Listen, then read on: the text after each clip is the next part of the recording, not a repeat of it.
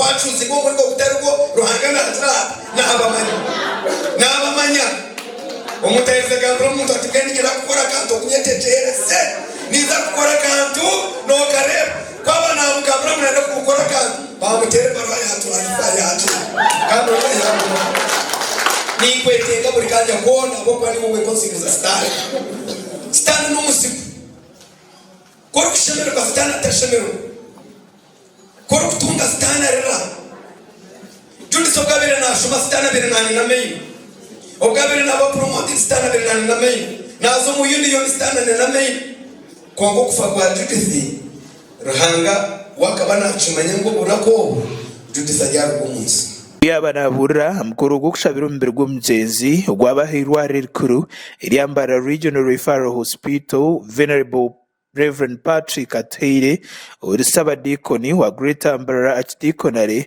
yahiga abantu okureka kucerana imanje uyineka kakufaka ikinyamisho cyafire karo kajwe uri kugara kuringanira umanye uyu wahafi nafi noshaka umuteleka kakufaka ikinyanja akakomera ko mukantu ninga ineka ko yake kechinyonyi ninga kakufa ninga kati that is nothing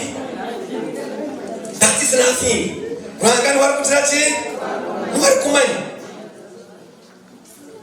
wari kumanya mwe barakorera hamwe n'abakozi bambara Regional Referral Hospital koko mu bantu binja ibare nabo noshanga ari mukutuntuntu kutwakwa turimu habe ho kushunwa tumanya ngo na kuburyaga twera tujyara mu gihe cy'isi no kwakubatagara cyo mu gihe cy'isi manyo byaha abo bwira upimira noza ukora kandi tori biheza ugaruko bisigimo bisikira abandi muringo nugogume Dr. James Tweheyo Commissioner wa RDC yagamba hamugenzi nkomuntu bero ly'omukozi munonga kandi urukunda umurimo gwe should not be approximated.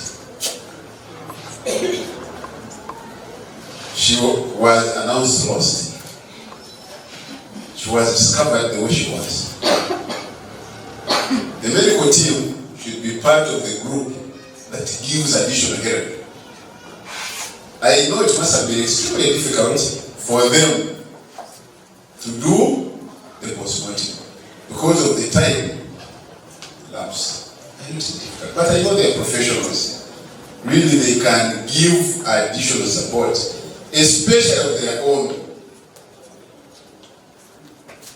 I have taken trouble follow up with the investigations, and I will continue to take trouble. Yes, I will. To the last day.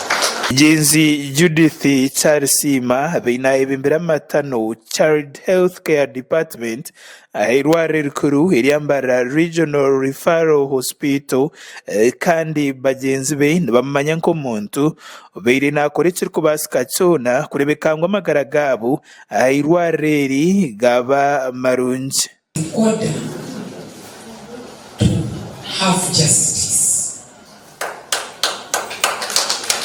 Because if they have started killing us the way Judith disappeared, we are the people who normally come for night duties, we have late duties, we have started fearing now to move.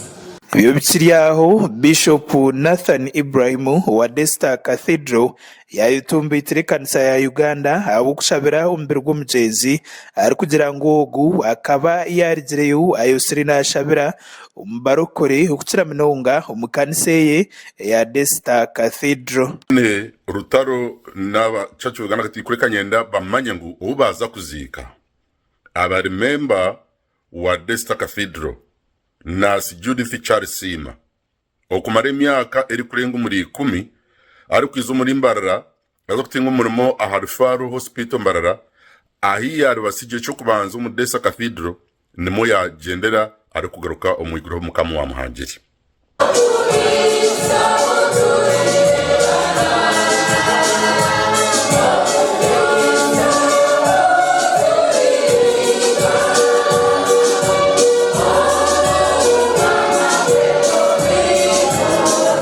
Jenzi Judith Charisima neija kuzikwa mutawuni ya Katete mu rurembo rw'Ambarara izuba rya Nyincakare. Makuraga gasha kwa Eric Mwesige aba Sky TV ya Genshonga muri Mbara.